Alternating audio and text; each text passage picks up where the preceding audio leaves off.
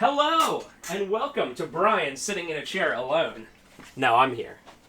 How's it going? We're here for Completing Cast episode 76. Can you believe it? Wow. I say this every year. There was a period of time where we do this every single year. By the way, this is our 8th year doing it. I don't count 2020 because it was like August, and there was... You younger kids probably don't remember, but the year 2020 was kind of weird, right? Younger kids probably do, but yeah. But yeah, I mean... It might be burned into their memories, actually, where for us, we'll probably get over it at some point. Well, actually, I think. I just let's start off with the most hardcore of takes. 2020 was the best.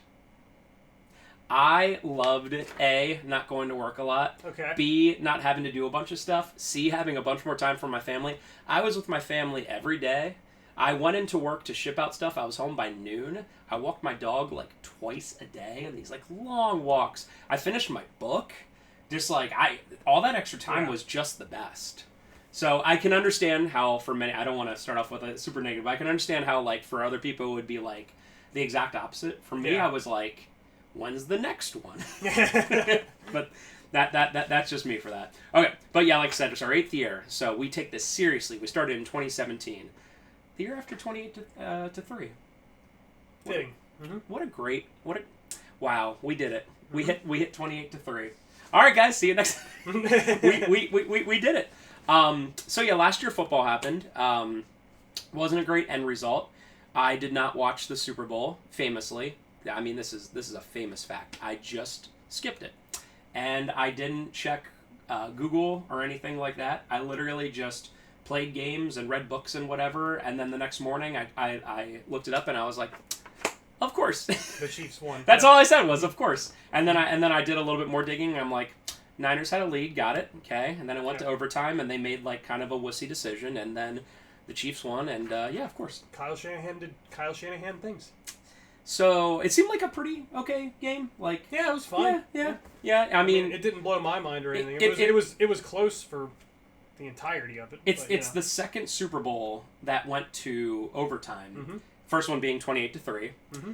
And it's just it wasn't from what I can tell, you know, the Eagles and Chiefs Super Bowl, which I didn't watch. Mm-hmm. Everyone was like, that was an amazing game, right? I didn't really hear about this one, you know, despite going to literal overtime. You think that would be like, wow, but really, it was more like, okay, it wasn't bad, you know, it wasn't like Rams-Pats or anything like that, but it wasn't great by any means. And I'll skip it. I'll skip everyone the Chiefs go to. Chiefs or Eagles.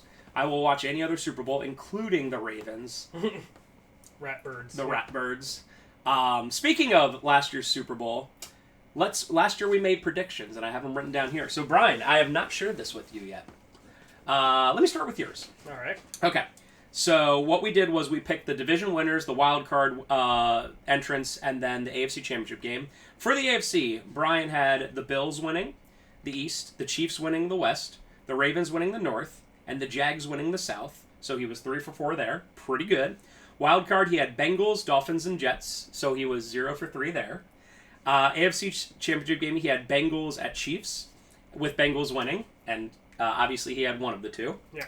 NFC Championship game, he had Eagles, 49ers, Lions, and Saints. So he had 49ers and Lions correct. Eagles didn't win the division. For wildcard, he had Cowboys, Vikings, and Seahawks. So he didn't get Vikings and Seahawks. Mm-hmm. The NFC Championship game, he had Cowboys and Eagles, which we all wish that would have happened, but it did not. It did not. Mm-hmm. He, overall, because I do count, because they made the playoffs, even though he said the Eagles would win the East, I counted that as good to go. You had 7 out of 14, so right. 50%. I, on the other hand, I had Bills and Chiefs.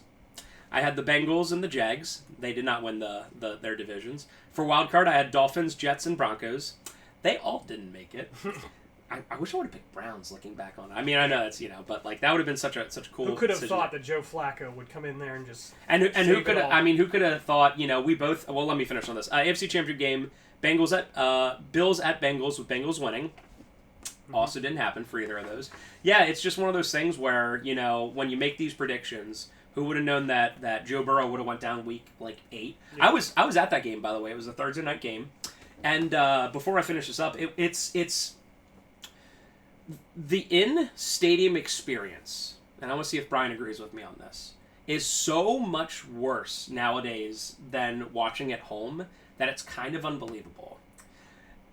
Joe Burrow got hurt, right? Yeah. Mm-hmm. And we had no idea until like 20 minutes later, because we were trying not to like be on our phones, because you're at the actual thing. Yeah. And like it's like you don't get that information right away. And we saw somebody, one of our guys looked it up on like Twitter, and it showed Burrow trying to throw and then being like, my hand or whatever.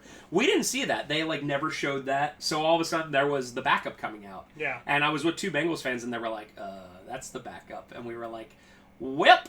Yep. So like the experience of being at the stadium is cool to do like once a year or once in a while, but like, man, the at-home experience is so much better nowadays. Yeah, I mean, you have more access to information. You have the up-to-date or like real-time updates on things like that. I mean, the last time I was actually at a football game was an NFL football game was 2014. Oh, Against wow. the Panthers and the Browns. Yeah. We're gonna have It's to go been a down to while. we're gonna have to go down No, to Carolina, I lied. folks. I lied. It was 2016 after the Super Bowl. They went and played the Chiefs, and that was a disappointing game. I forgot about that one because Kelvin Benjamin ruined the whole thing. But anyway, he's a few burgers short of a tight end, right? Yeah. Yeah.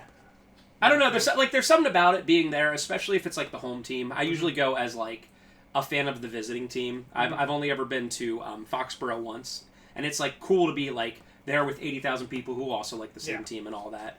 But I mean, just when you factor in, okay, you're around a bunch of drunk people who are probably pretty annoying. Even when I went to Foxborough, like all the Pats fans were. This is going to surprise you. They were obnoxious. Yep. Can you imagine? No Can idea. you imagine? And just like getting in, getting out, all the drive. Even if you're like literally 10 minutes away from the stadium, like the drive is going to take forever, right? Yeah. So yeah, it's just funny. Definitely It's takes just away. it's funny to me that like, wow, the at-home experience is so much better. Yeah. Like it's amazing that many people go to games because you're spending hundreds of dollars, $50 on parking, blah blah blah, $20 for a beer and a hot dog or whatever. Yeah, especially now when the home experience is so honed in on everything. Like, you get the zoom-ins, you get the sideline reporters, you get, when you see the challenge, you get all sorts of different views where you don't necessarily get that in the stadium. Nope. So, yeah, it's... And it's funny because of the four major sports, there's two that are much, much better at home, in my opinion, football and basketball. I think basketball is just... Although there is an experience to, like, be there and see how freakishly tall the players are. Like, that's pretty cool. And there's two that are so much better in person, that being baseball and hockey. Yeah, hockey. I've never been to a hockey game, but every single person I've ever talked to, because I tell them, I can't watch a hockey game, and they're like, you got to be at the game. Every single person. And then baseball is just being at the ballpark is just an experience. Even if it's a boring game, you're like, wow, Yeah. And then soccer exists. I've heard soccer is fun to watch in person. I've never done it, but I'm I've sure heard... soccer is fun to watch in a lot of settings. Great. Yeah. Oh no, we lost all our subscribers who are big soccer fans tuning in for 2024 NFL predictions. I do enjoy the World Cup. That's fun to watch. I do that as well. Yeah. When there's stakes on the line, soccer is fun. I become a big U.S. fan for like 2 weeks. Yep. And then I forget about it Then for they get knocked 4 years. out, and then it's Dude, all if the U.S. gets to the round of 16, which is like the knockout round, I'm like, the rest of the world, what are you doing? We don't even care about soccer. Yeah. Right? Like, we do not care. So if we get to that level and we lose to, like, Argentina, I'm like, okay, like, soccer's a religion to them. Yeah. Now, if we go and we lose in flag football in 2028, I was gonna say, I'm going to be very upset. Yeah. I don't even care if NFL players are, like, not contractually, like, allowed to do it. Like, maybe there will be, like, some teams, like, you can't do it. I don't care. Get a bunch of recently retired players, and if we don't win, I'm going to be super damn upset. Yeah, it was pitched to me that Tom Brady should be the quarterback for them, and I was like, you know what? It's probably a good idea. He will be early 50s at that point. 50, flag 51, football, something like though. that. It is flag football, yeah. He's not getting hit or anything. Yeah. I mean, why not then? Tom Brady throwing to Tyreek Hill, how does that make you feel? Feels pretty good. Feels pretty good. It brings me back to the Pats days of Chris Hogan being there, like, sometimes number one, mostly number two. Okay, so back on to our predictions. Like I said, AFC Championship game, I had Bills at Bengals, and I also had the Bengals winning the Super Bowl. Okay. NFC, I had Boys, 49ers, Vikings and Saints. Vikings and Saints did not win. Wild card, I had Eagles, Lions, and Falcons. Falcons didn't make it. NFC Championship game, just for memes, I had Vikings at 49ers, with the Vikings winning because memes. Mm-hmm. And my point was I wanted the Vikings to get to the Super Bowl so the Bengals could beat them, because what do the Vikings do? They get to the Super Bowl. And Mm-hmm. Yeah, right. I had 6 out of 14. So Brian was a little bit better. I don't know if 7 out of 14 is anything to hang your hat on. However, there is like 30 to 40% every year. I swear, sports books make so much money on teams being like, people being like, this team was good last year, surely they're good again this year, Right. because there's always 30 to 40% turnover in the NFL playoffs. Texans are a great example. Texans, Mm-hmm. Browns, right? Mm-hmm. Like, even with Deshaun, people were like, no Browns, and they made it. But Mm-hmm. yeah, and in fact, we both picked. I picked the Jag. Yeah, we both picked the Jags, and they weren't Major great. disappointment. Major Yep. disappointment. Mm-hmm. Actually, speaking of that, Yep. let's move on to reviewing the off season. So, do you have any specific player or coach or whatever moving that got you really excited? Just anyone that you're mostly excited for. I can start. I have a couple written down if that helps. I do have a couple written down, but when you threw out the word coach, now I'm like, So. Well, the reason I said coach is I think Harbaugh to the Chargers very exciting. is very exciting because the Chargers have a pretty good lineup. You know, they have a pretty good roster. Aside from wide receivers, but yes. Yeah. Well, they lost all those. Well, I mean, what's his name? Mike Williams. I wouldn't. Mike Williams and super Keenan count Allen. that. Keenan Allen, yes, he was very good. Mike Williams was good when he was healthy. Did you see that Packers game where he dropped like the most wide open thing ever? Like something that I would have. Well, that happens to the Chargers all the time. Yeah, that does. Mm-hmm. However, Jim Harbaugh going to the Chargers, I think will do great for Herbert. We'll talk about fantasy football later, but Herbert's one of those players that me want in fantasy football. Please be available. If I don't get a top tier like a Josh Allen, I always look at Josh Allen every year. I'll take a Herbert. So that's why I wrote coach specifically. Do you have any others for coaches or players or anything like that? I do have one that I was most excited about from a meme standpoint was just the fact that the Washington Commanders were going so hard after offensive coordinator for the Lions, Ben Johnson, and he held out for so long, and there were other teams that were interviewing and that wanted him, and then they all hired other head coaches, and then Ben Johnson was like, nope, I'm staying with the Lions, and so then the Commanders had to settle for Dan Quinn, a.k.a. Ron Rivera 2.0, who they had just fired. So I'm very excited about that. It is weird because Dan Quinn has been a pretty good defensive coordinator. I'm honestly surprised the Cowboys did they fire him from that or did he leave? I guess he would have. I guess he would have have promotion. Yeah, but they may have promotion. fired him. I'm not sure, but yeah. Either way, now Dan Quinn is the head coach of the Washington Commanders. There's certain guys where, and I can understand it as someone who has to like boss people at a business and whatever. There's certain people that are really good as coordinators. Mm-hmm. You know, Josh McDaniels. Great offensive coordinator. Clearly, awful head coach. I think Dan Quinn, I don't have a lot of hope for the Commanders because he seemed just kind of lost when he was with the Falcons as a head coach. You got to have that chutzpah. You got to have that Doug Peterson kind of thing going on. Dan Quinn always started off well with the Falcons. It's that it never kept going with them. Yeah. So, but he's been a great defensive coordinator. You know, another one that comes straight to mind is Jim Schwartz. Mm-hmm. I hate the fact that he's still with the Eagles, right? I don't know. But when he was with the Eagles for the longest time and like their defense was just killing it, I was like, bro, please. Like I love me some Jim Schwartz, but he was an awful head coach. So in terms of coaching, I also think that Antonio Pierce for the Raiders is a really good choice. Excellent choice. I was really ready. I mean, he was right there, right? He was the interim coach, and I was ready for the owner, Mark Davis, to just fumble it and just be like, I'm going to go with this random guy that has no rapport with the team. Whereas, like, Antonio Pierce seems like one of those guys that, like, everyone wants to run through a brick wall for him. And I'm like, that's half of football right there, right? Like, you got to get your guys excited. This isn't college, right? Yeah. This isn't college where they're a bunch of 20-year-olds where you're like, get hyped, whatever, I'm a 60-year-old guy, so you respect me. You got to earn that respect with these adults. Yeah, right? I mean, the Raiders went out and blew out somebody. It might have been the Broncos, I forget, last year. But after he took over, they went and just destroyed somebody. Was that the Chargers? Might have been the Chargers. When after like Herbert was like 70-0 or something. Yeah, I think it might have been like the Chargers. Yeah, but that was testament to me, and it's I've seen it happen. I mean, the Panthers did that a couple of years ago with Steve Wilkes taking over for Matt Rule, and the team rallied around him, and the Panthers didn't keep Steve Wilkes, which we'll talk about stuff like that later. But bottom line, young coach like Antonio Pierce, who can get the players to rally around him, sometimes it's really all you need. Yep. So, That's sincerely, especially, I look at a head coach like you have your coordinators, right? Mm-hmm. You have your offensive defense, so they have everything worked out. So you just have to be in charge of getting the players excited, ready to go. Like, that's the big thing. Yep. And then just obviously having everyone respect you, which he really seems to have the respect there. Couple other player moves that I'm pretty excited for. I hate to say this, but I think Derrick Henry going to the Ravens is a great move.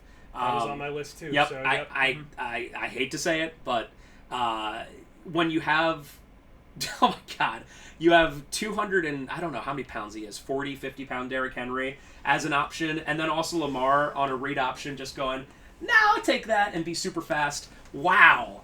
Right? Like, yeah, and wow. And even if it's more of a committee because he's older, you know, that's still unbelievable. The biggest reason why it's a great fit is just because John Harbaugh wants to run the ball too. Like, Yep. he is a power rushing offense guy. So even with the Lamar Jackson, like read option, finesse type stuff, Derrick Henry does what John Harbaugh wants to do, which is dictate the game by running the football. So it's a great fit. It's a really great fit. Really great fit.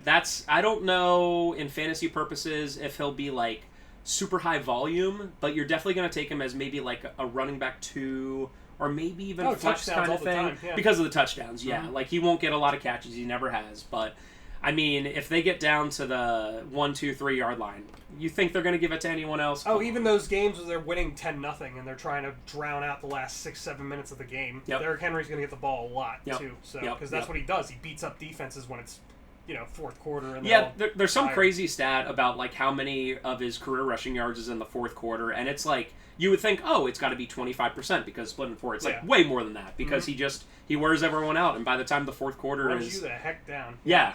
By the time you're tired, he ain't kind of thing. So yeah, I had that one. I think no Stephon Diggs in Buffalo is going to be pretty big. This is more of like an absence of moves because they shipped him out to the Texans. I don't think, and we'll talk about the Texans more, I don't think he's going to be that big for the Texans. No. However, I think his loss from the Bills and how in sync him and Josh Allen were is bigger than what the Texans are gaining. Does that make sense? It does, but I actually think that him not being around is a net positive for the Bills. Explain. So, he was Josh Allen's biggest target by far last year. And I remember because I traded for his ass in going into the playoffs for fantasy. And Josh Allen targeted him all the time. His target percentage of that offense was insane. I don't know what it is off the top of my head, but I'd say it's probably hovering around 50%. And that's the one thing that comes with negatives with those type of wide receivers is that when they're getting that target share, it's almost like the rest of the offense doesn't necessarily matter. I remember with Cam Newton, 2013, Steve Smith got hurt. And all of a sudden, they go out and they blow out the Giants 38-7 in week 4 after Steve Smith gets hurt because all of a sudden Cam Newton's spreading the ball out to Brandon LaFell, Ted Ginn, Greg Olsen, like all these other different players. 2015, Kelvin Benjamin, their target sponge from 2014, gets hurt, isn't playing. Cam Newton's throwing the ball to Ted Ginn, Philly Brown, Jericho Cotchery. I was trying to Greg think Olsen. of other wide receivers from that team, and after Ted Ginn, I couldn't think of it. But even like Tom Brady, like granted he had those several years with Randy Moss, but over the course of his career, it wasn't even several; it was 3. He was most effective aside from that one year where they were the best scoring offense in football. But even then, they had a lot of other weapons involved. But Wes Welker, Tom Brady was always really good when he was throwing to several different players. It's true. And I think that Josh Allen is the type of player where he can succeed without having a guy who is catching 50% of his passes. So I think that it's going to be a challenge from a scheming standpoint to make that work, but I like Curtis Samuel. I like what else they have on offense. I like their tight end. It's going to be the coach's problem to make his absence work, but I think it can because when you have a quarterback who is spreading the ball out as much as they can to different targets, it means that the defense can't focus on that guy. So from a game planning standpoint, it's a lot harder. That's part of why Aaron Rodgers was always so good. Yeah. Because he never really... He had Devontae Adams, but it wasn't even like Devontae Adams was Randy Moss. It wasn't like he was catching 15 touchdowns every season. It was that Rodgers was always spreading it out. Like, Packers fans will always complain about the fact that they never really, like, went hard on the wide receivers, but look at the Packers this year. They have 5 guys who are all really good, and none of them are the guys that where the defense can key in on one and shut down the passing offense. That's fair. That's my counter argument to it, but it is a big hole to fill, and it's going to be on the coaching staff and Josh Allen to adapt to. I forgot that they got Curtis Samuel, and I always liked him as like kind of like almost like a Deebo Samuel kind of gadget kind of player. Yeah, that's pretty much what he succeeds at. But he's also really fast and really good at getting open. I just worry that he's not like a pure wide receiver one X guy that's just like running these deep routes and whatever. It doesn't seem like his kind of thing. He doesn't need to be though. Yeah. But who in their tight end situation could be the guy who goes for running those like seam routes and stuff not like even that. Seam, just the when you need a guy to get open and catch a ball on third down. That's where it's like, okay, the tight end figures into that. You think James Cook feasts a lot? Yes, absolutely. You're looking for him for fantasy then, if you can. I would be, yeah. I mean, we'll talk about that later. He was good, but yeah. Anyway. Yeah. So I have 2 more things written for this specifically. Now, especially that the Vikings were not going to be in a great position anyway offensively. Now that J.J. McCarthy is hurt for the year, and we have Samuel Darnold! Let's go! Somehow he is a starter in the NFL again. Can you believe it, folks? Although he seemed to, from everything I've heard, I think he was a backup on the 49ers last year. Yes. And everything I heard was very positive regarding him. Like, he was, like, really gathering all the information in and learning and all that. I don't know. He's a great guy. Really great guy. I mean, he tries hard. It's just... that's awesome, but at the NFL level, it's like you can't just. I saw a play today where he threw what looked like a really decisive throw, and it was a pick six, and you just see him like, after the guy starts running the other way, all the other players are running after him, and he's just sitting there like this, just. No boy. Yeah, it's like. I haven't watched any preseason football. I don't. No, this was joint practices. Oh, okay. Oh boy. Oh no, it's at practices. So Justin Jefferson, I put better damn carry the team. Especially with with the money that he's making, which we will talk about. I have that written down. Mm-hmm. And my very last one is the Chiefs traded, I forget his first name, but Sneed. It's like L'Jarius to the Titans. Thank goodness, because Sneed. 2 things. Sneed's very good. 3 things. Sneed's very good. I hate the Chiefs. Right. So not having a top cornerback is great. And third, there's this obscure, I don't know if it's obscure anymore, meme called Sneed with The Simpsons, right? I think, are you familiar with it?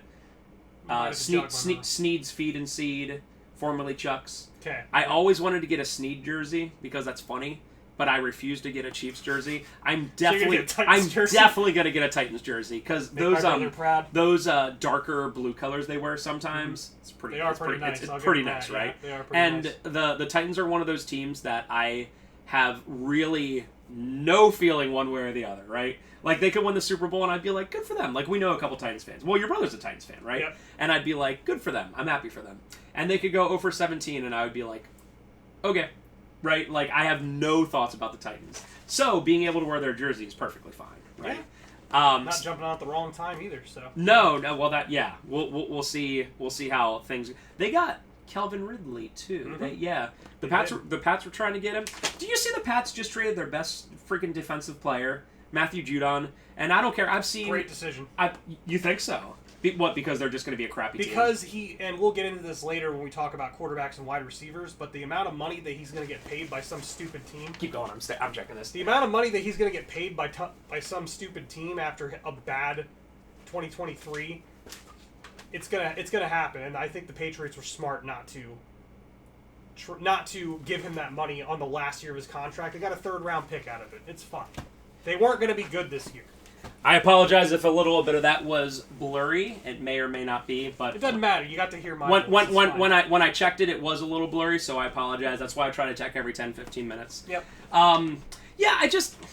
It still sucks because he was the best defensive player they have for like at least 2 years, right? Yeah, it was one of those things where no one expects them to do anything this year, but it's like, okay, Christian Gonzalez is back. He was great as a cornerback last year. He was actually a good pick by Belichick. Belichick usually picks pretty good defensively. But that just, I mean, they have no pass rush now. Like, that's it's fine. I mean, they're going to be bad anyway. Yeah, I get they it. weren't going to be good, but at the same time, once you see the contract that Judon signed somewhere else, or you see him off in free agency elsewhere not getting signed, it'll look like a good deal, I think. Yeah, I mean, the third-round pick, that's pretty solid. I For a guy on the last year of his contract making way less than he should on the open market, right. It's fine. I always, and maybe we can have this minor conversation, I always undervalue picks. I know that people, when we're playing GM at home, everyone's like, oh, that's way too much for a pick. I look at anything outside of the first round as being pretty much a coin flip, and there's been I've seen a lot of Reddit posts where people, like, legitimately take, like, the last 20 years, and they take, like, all the first, second, third round picks, and they're like, here's the percentage chance. There was this great, I think it was on, The Ringer, I forget exactly, or maybe it was The Athletic, where they showed the last 25 years, all the QBs, wide receiver, every single position group in the first round, and they told you, here's your percentage chance of having a true bust, a true great, whatever. And yeah, the first round, you can't mess around with first round picks and trading them. You got to really get something good. But I would almost always trade a second through seventh round pick for someone I know is good. I know that's me undervaluing it a bit, but like, how many second, third, fourth round picks do you make and you're like, yeah, this is the guy, never even makes the team? Whereas I can have a guy, yeah, he might be a couple years older, but I know that I'm getting something good. It depends on the context, because it depends on what the player's contract situation is looking like. Like, Matthew Judon is looking for the next top defensive, like, edge rusher deal. Where, like, not a few years ago, this was 2011, but the Panthers traded for Greg Olsen. They gave up a third-round pick for him, but he was not looking for top tight end money at that time. Like, it was just high upside pick, but obviously it worked out. So it's always, when you look at that, it's the context of it is not just the pick value, it's also what situation are they in. Like, if it's a guy who's just about to get his next contract, getting a third-round pick or better is really good. And the other thing you have to remember, too, is that draft picks are ammunition. They're not just darts. So you can use them to trade up, trade down. So a team like New England, who has a bunch of needs out there. Right. Like, their wide receivers aren't great. I think their offensive line's okay. But yeah, their defense is fine, but could use some amplification, especially with edge rusher, with Judon being gone. That third-round pick could be the difference between them trading up and getting, like, the next first-round pick. So you have to remember they are chess pieces. It's not just, this is a draft pick where you're going to take a player at this spot. So here's my counter-argument. The salary cap is fake news. It may not be soon, but we'll get into that soon. Yeah. Yeah, actually that's believe it or not, the very next thing that I have. Unless you have any other, I have players. Please go ahead, and I'm just going to verify this real quick. Mm-hmm. It's still good. Actually, I have one, but sorry, go ahead. Oh. My biggest player move was Keenan Allen. Oh, yeah, going to the Bears. The reason why I really like that move is because, number one, they already had DJ Moore. Number two, they just took Caleb Williams with the first overall pick. That wasn't theirs. The Panthers gave that to him. Number three, they then leveraged getting Rome Odunze with their original first-round pick, 9th overall. That is a stacked wide receiver room, and DJ Moore is great, but not limited, but he's more of a run and catch type guy, like catch after the run type guy, like break tackles type of dude. Rome Odunze is a rookie. Keenan Allen kind of brings that safety blanket where it's like he will get open on third down. Keenan Allen, and I know they're not very similar in terms of body size, but he really reminds me of Edelman in so much that, like, there are certain wide receivers that they know exactly where the open spot in the zone is. Mm-hmm. And Edelman was never the fastest, right? I don't even think Keenan Allen, he's not the fastest, he's not the tallest, he's not whatever. He's like 32 now, too. Right, yeah. But he knows, he has that savvy, and he knows where he's going to be open then. You don't expect him to have, like, an 80-yard catch-and-run kind of thing. I always think of DJ Moore more of a contested catch kind of guy, because he's tall, right? He's like 6'2", 6'3", something like that. He's more of a big guy. I think he's only 6'1", but he's just one of those guys where he's really hard to bring down, he's really hard to out-muscle. He's fast. He's someone who can. You're running after him. He runs like a running back. So I think that you bring that Keenan Allen aspect to it. It's like, okay, it's not DJ Moore and Rome Odunze. Now it's Keenan Allen can fill in those roles that you need a veteran to do. Where then you can put DJ Moore in those roles where he can run a drag route, catch the ball, run up the field.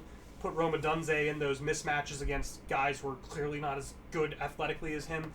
I thought that was huge for Caleb Williams' rookie year. Like, huge. And they got him they're paying him a lot of money because of the whole reason he was gotten rid of was because the Chargers cap situation blew up because they were paying him and Mike Williams way too much money. But they have a rookie quarterback, they have DJ Moore, they have Keenan Allen, they have Rome Odunze. I think that was a great pickup because that offense is ready to take off if everything is going the way it's supposed to.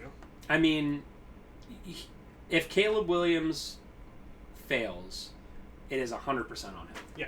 He's got the support. He's got pretty solid head coach. Yeah. I mean, the offensive line could be a problem, but at the same time, when you have receivers like them, you should be able to figure that out. If they give you 2.5 seconds, you should have enough. Mm-hmm. You know what I mean? So, yep. Yeah, that's a good one. That's a good one. Derrick Henry was my other one, but we touched on that already, so that's the end of mine. So Okay. So those were our biggest moves that we saw this offseason. Now, we talked about the salary cap and how it's fake news, which I'm so sick of seeing teams kick the can down the road.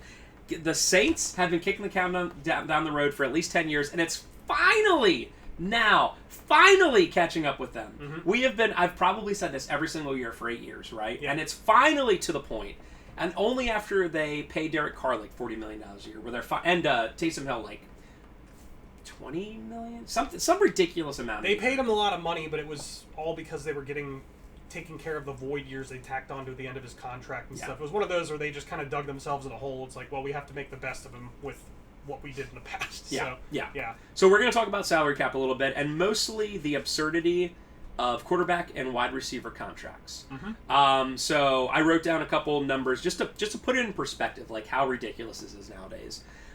Burrow, Trevor Lawrence, and Jordan Love are all making $55 million a year, which, like, for your average person like me and Brian, I mean, yeah, Brian's in the financial sector, but he only has like a couple million stored away, so it's not, not even close. Yeah, but just hearing those numbers, it blows you away, right? Not only are those top players like that, but I looked this up. All of the top 15 paid quarterbacks are all making over $40 million a year. Number 15 is Matt Stafford, and he's making like almost exactly $40 million a year.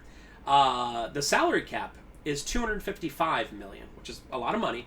But when you look at, say, Joe Burrow with $55 million a year, that's 1/5 of the salary cap for one player. Now, it's the most important player. Don't get me wrong. It is.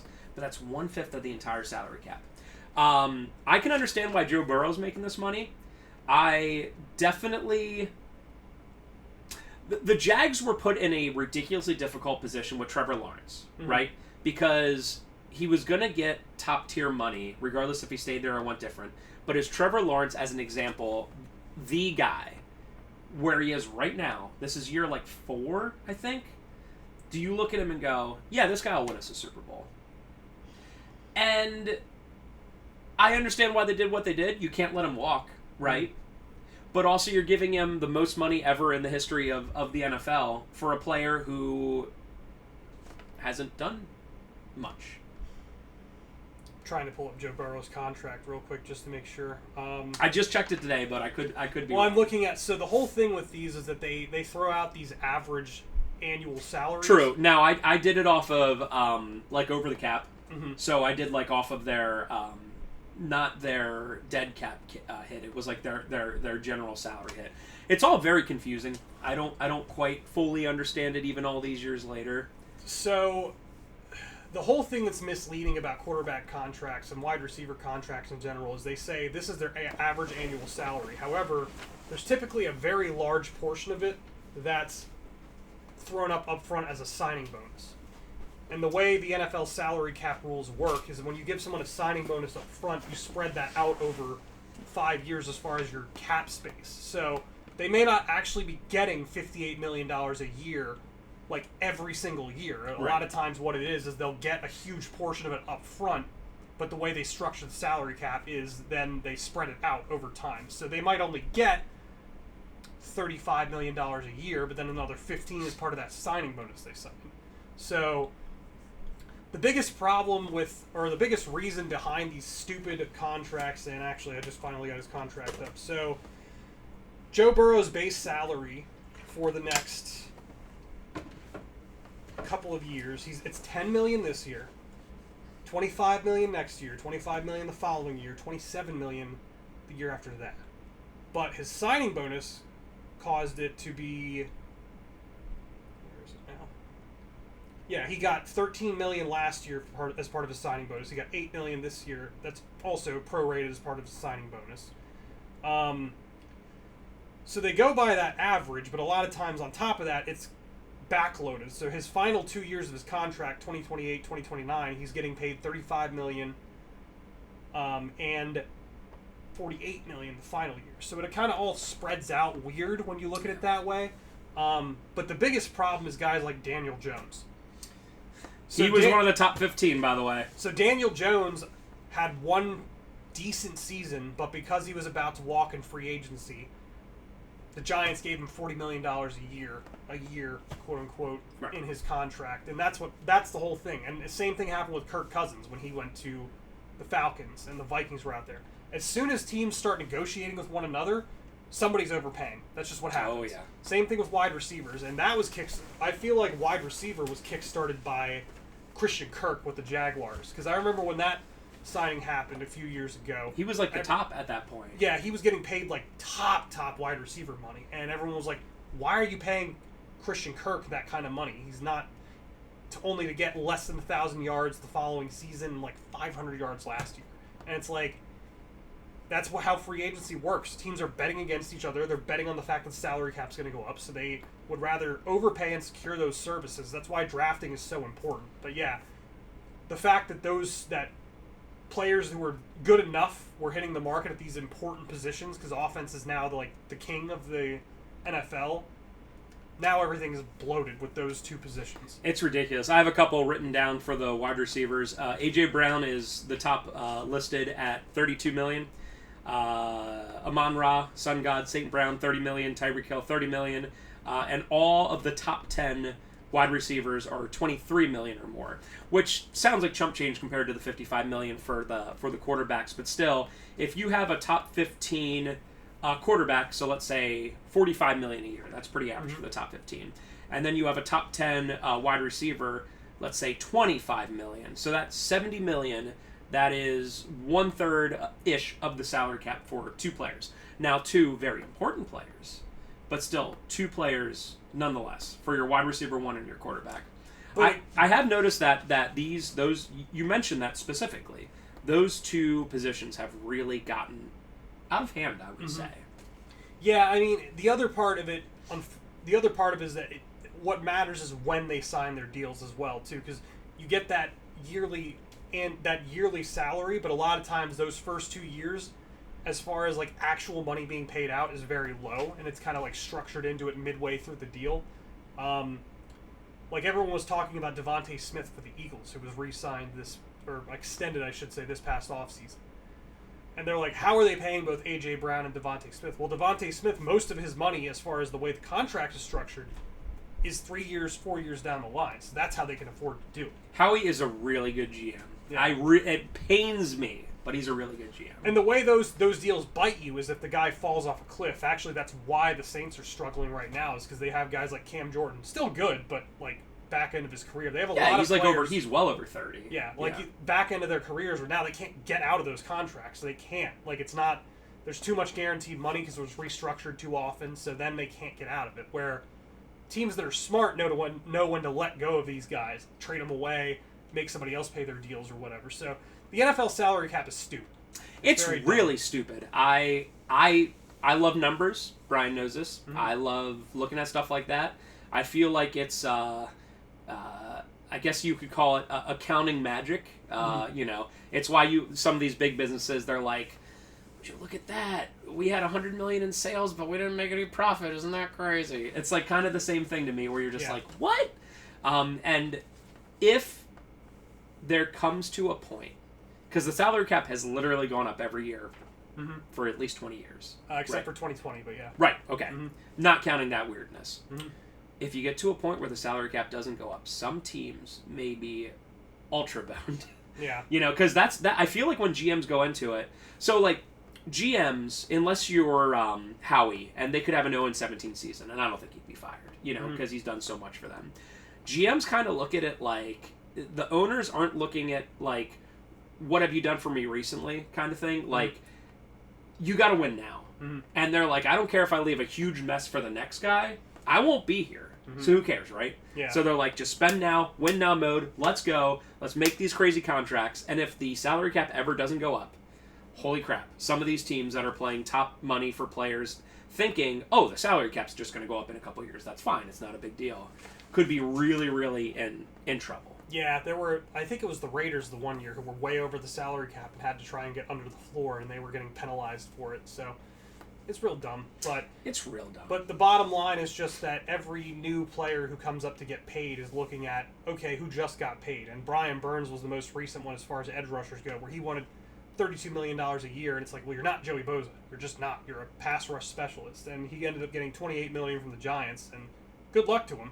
That's fine, but that's how it all goes every single time. I mean, those premium positions, they come up and they're like, well, I want something close to what that guy got, or I want better. And that's just how business works. We've had this conversation before, whereas would you choose money or winning? And I'm on the side of winning. Like, I wouldn't choose $0. But if it was a couple million less and I could go to the Pats in their heyday, I'd go. Brian Burns went from the Panthers to the Giants, so winning clearly wasn't a priority for him either way. I don't know. I mean, NFL contracts, you see the dollar amount, but most of the time, almost half of it is just wiped out with taxes and fees. So yeah, not attorney, agency fees and all that. I get it. Mm-hmm. It's still more money than we will ever make in our lifetime. So this is also true. I'm not going to cry a river for not that. at all. I'm not. Speaking of salary cap, very last thing. So Tyreek Hill, congratulations to him, is expecting his 45th kid or whatever, right? With 43 different baby mamas. Mm-hmm. After he retires, how many years until he declares bankruptcy? I'm at 3. I don't think he will. You don't think so? He's not going to pull an AB? I mean, he's made a lot of money, and he seems to. AB's he's branded himself. But Antonio Brown went nuts. That's the whole thing. Tyreek Hill has not went nuts yet. So those child support payments have got to be something. But he's got a brand, and he will have a brand after. Especially, I think that's part of why he's angling himself into the flag football thing as well. Is that because by the time that comes around, he probably won't be in the NFL. So it's like, yeah, that's fair. Make some money off of that. Get some advertising. Get a sponsorship deal here or there. It's possible. All I know is that there's a great documentary, ESPN 30 for 30. It's just called Broke. Watch it if you can. Have you seen that? I've seen some of it. It's players from the NFL, and no one making $40 million a year, but who made a lot of money, and they're just explaining how quickly you can lose all that money. Yeah, and all the different... That's why a lot of people, when they win the lottery, show up to sign the thing wearing like a Guy Fawkes mask. Yeah. Because, I mean... people come for you. I personally wouldn't, but if Brian won the lottery, I know that a bunch of our friend group would be like, hey, buddy, my house needs to be paid off. Yeah. Well, even if you gave everyone you knew $50,000, right? Still a lot of money. Still a lot of... And immediately you're like, oh, I'm out. Anyway, that's an aside. I have one last thing before we get to the fantasy football corner. Did you have a most disappointing player or team last year? I'll start. So, obviously, Vikings for me. I had some pretty high hopes with them. I thought Cousins was going to take the step up. That was last year he got hurt, right? Yeah, he tore his Achilles. Yeah, tore his Achilles. And they were actually pretty damn good he was playing that. At above Kirk Cousins level. Yeah, he was playing at probably Pro Bowl level Kirk Cousins, which was good. Yeah, that was unfortunate. And then the Bengals, obviously, Burrow was hurt as well. Injuries. And then I wrote, and this is a good thing, not disappointing in a bad way, but the Eagles in the last 6 or 8 weeks, it's been a while, and I'm sure it's been memory hold with every single season coming through, but it's been a while that a team went from being so unbeatable looking to so pathetic, so quick. If you remember a couple years ago, the Steelers started 11-0, But everyone knew, and I think RJ even knew, RJ if you're listening to this, when they won 11-0, that was a glass cannon team. Mm-hmm. They played they played like the easiest schedule. They were winning real close against bad teams, and then I think they ended up like something like, I don't know, 13-4 or 11-5, something like that. Like they just lost a ton. Yeah. And yeah, right. And I think that's the year that they lost to the Browns in the playoffs. That sounds right. That sounds right. Anyway, so that team, I don't look at it like, wow, they were unbeatable, and then they lost. But that Eagles team were steamrolling everyone. Yeah. And then just like that, I was like, here we go. I'm gonna have to deal with the Eagles getting to the Super Bowl again. And then they go down to Tampa Bay and they get steamrolled by Baker and the Bucks. It wasn't even close. They just got their coaching staff was just not their scheme was just not good. Like I remember reading all the time they were running a high school level offensive scheme, and it's like, yikes. Yeah. Mm-hmm. Do you have any for the disappointing? Can't say Panthers because we didn't expect much from them. Most disappointing player. So actually, I will say Bryce Young only because first overall pick had a horrible season, and that's tough. If only because anymore, like the first overall pick, even if they tend to end up being busts, don't tend to have a horrible rookie season, and Bryce Young's was like historically bad. So, Trevor Lawrence as well. Yeah, I agree there. That's a good choice. Just because Jaguars seemed like they were ready for the next jump. They had and have a good roster. Good roster, and good coach. Good coach, yeah. There was really no excuse for me for them not doing as good as they did. Nope, they just imploded. And then the Chargers, just because the Chargers were so good last year, and then they just... Yeah, by the time Herbert got hurt, it was already kind of over. Mm-hmm. It wasn't... They weren't like, oh, we're 8-4. Yeah. Oh, it was more like, oh, we're 6-7 or whatever time he got hurt. So it wasn't like a time where you can come back. Yeah. Yeah. String together like 3 or 4 wins and you're fine. But yeah. And then I had the Eagles, but we went over that already. So like I said, it blows me away that they looked pathetic in that Bucks game. Like, it's like they didn't. I don't know. They just got outcoached. Yeah. It almost seemed like they didn't try. And I know you don't get to that level at the NFL because they're professionals. But holy crap! Like, wow. And Jason Kelsey retired. I'm like, really just. I'm so sad about it. You know, I'm just so. I will shed several tears when Lane Johnson retires too. Like I'm gonna be so darn That's disappointed. okay. They'll have another right tackle ready to replace him when he's ready to retire. Dude, somehow they do have. They're still gonna have a great O line. Yep. Okay. Unless you have any more to add. No, I'm good. Let us move on to the fantasy football corner, my favorite part of the year. Brian. Can you tell the folks about the league the CIB league that I'm in with you? How did that go last year? Oh, Spencer and I both improbably made the finals. That is true. Yeah. That is true. No one expected it. I was. No. What seed were you? I think I was. I ended up being, I think, the second seed. I think I was 4. But my team should not have been the second seed, just based on how shit my wide receivers were. But yeah, we both improbably made it. There were a couple teams that were definitely better, like who played better, but they lost before they played us. And Cody's team. I also beat the crap out of RJ in the playoffs as well. Yeah, so RJ's team was good. Cody's team, I was like, he's gonna win this. Yeah. I mean, he had CeeDee Lamb doing nothing for like 8-10 weeks, and all of a sudden, every week, CeeDee Lamb was putting up like 40 points, and I was like, and I think he had Dak as well, so he was playing both, and I was like, oh my god, it's over, dude. I had Josh Allen carry me all throughout the season, so I doubled down on the Bills, so I went and got Stephon Diggs. I had James Cook, who I had been calling out early in the offseason as a great pickup at running back. He turned out to be an RB2 like I predicted. He did. You are correct. Yep. Then Stephon Diggs screwed me over at the end of the season, and then I also made the mistake of playing Kyle Pitts, despite knowing better than that in the finals, and lost by a few points, and Spencer ended up getting his first championship win. I am 0-4 in the finals in this league. I will never do it again. You are literally the Bills at this point. It hasn't been 4 straight. I don't know if any team in our league has made it to the finals more than me. No. Because Cody has won it twice. Will's won it twice. But I don't think they lost in the finals. No. I think, yeah. Wow. If I have to root for someone besides me, I am going to root for Brian. I will paint a picture. Brian came over to watch Sunday Ticket with me for that game, and I think, yes, all of our players played at 1 p.m., right? Yep. So it was really cool because we got to see it happen in real time. We had all the What? It was not cool, yeah. I think if I lost, I would still say it was pretty cool because that's unique.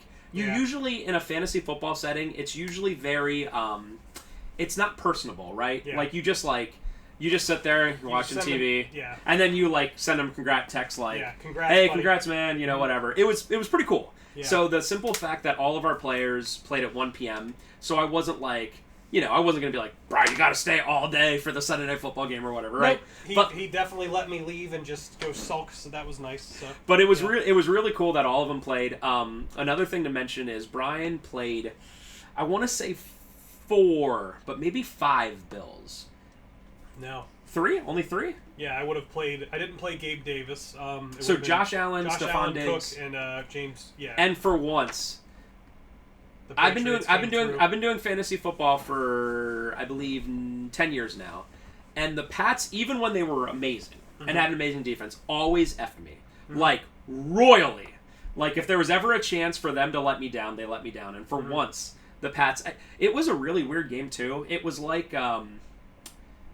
both teams just wanted to leave. Like neither team cared if they won, because I remember just being like, dude, what's going on? Like the Bills had like, I don't know, a 3-point lead, and they were just like, run the ball for 3 yards, run the ball for 3 yards, run the ball for 3 yards, and a lot of it wasn't Cook either. And I was like, what is happening here? Like no team was trying, and I was like, please. I was like, whatever. I was like, end 17-10 or whatever the game was, and it did. And the very final game that was going on was the Bears. I forget who Falcons. Because that was a really pathetic game. They played the Falcons Kyle at home. Pitts screwed me over then too. Yep, yeah. That's it. And Kyle Pitts was the very last player to play, and he needed like 6 or 8 points, right? On the final drive, and Kyle Pitts did catch one to make it like within, I don't know, 3 or 5 points or whatever. And I was like, no, dude! And like the game was already over. It was like just the worst game. It was an awful game. I think I already knew it was over at that point just because I didn't trust any of the Falcons quarterbacks. But yeah, right. And I think it was Heineke that played, and they were like trying to get the ball to Pitts, and I was like, no, dude! But Heineke was so bad that I think to end the game he threw like a pick or like a bad 4th down or whatever.